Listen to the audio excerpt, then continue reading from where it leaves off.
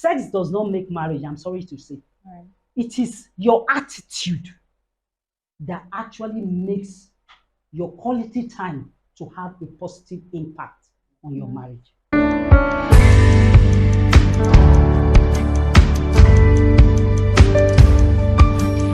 Welcome back. So we'll be taking questions from the audience now. Yes, please. Mommy, you said if you can't stand the heat, you should put on helmets. For those people who are experiencing verbal abuse, physical abuse, domestic violence, and the rest, should they also wear No, helmets? I pity women that are experiencing all forms of, I sympathize with them. I think that's the right word. Women that are experiencing all forms of abuse. But if it's life threatening, you have to get the right people involved. Many a times, when people go for counseling, they tell you don't get a third party involved in your marriage issue. Okay, you will die. Oh. That's the truth. The earlier you get your pastors involved, the better. And I know, forgive my colleagues, there are some that are biased that will tell you, no matter what the man does to you, just take it. Bear it. You are supposed to submit. Under everything, submit. You will submit till you die. We've had series of women that have died in domestic violence in Nigeria, not to mention anyone in particular, whose life will have been saved if they just separated. So if your pastors does not understand that there's a time to separation is not divorce. Separation means let's just keep some distance so that we can sit and think again which way forward. There are some marriages that we have to tell them separate.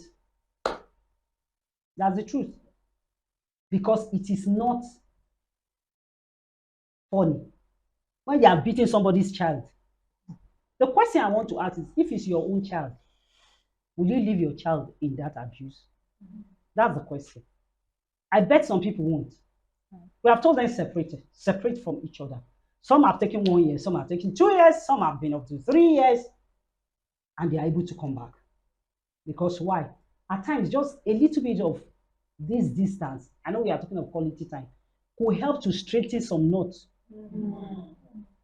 on the head. That's the truth. I watched, I showed a movie in the Women Only program that I host in December.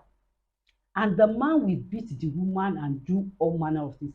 Then he told her, he got angry because of his bet Niger, this thing that the woman washed. It was his cloth, he left it and told her to leave. Wow. That leave was a saving grace. Wow. He told her to leave, she was still begging. So she left. The man came back and found out that there was no food waiting for him. He came back and saw his clothes. Then he told himself, he went to look for the wife after some time and begged her. So the wife said, I thought you can stay alone now. He said, you know that if it's on a normal day, I will not come and beg.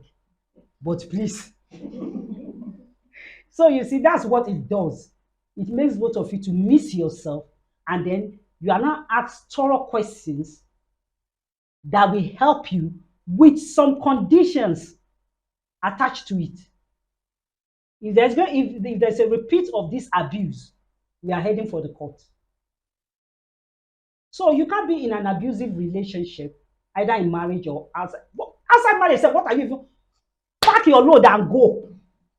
If somebody is abusing you verbally outside marriage, what are you waiting for?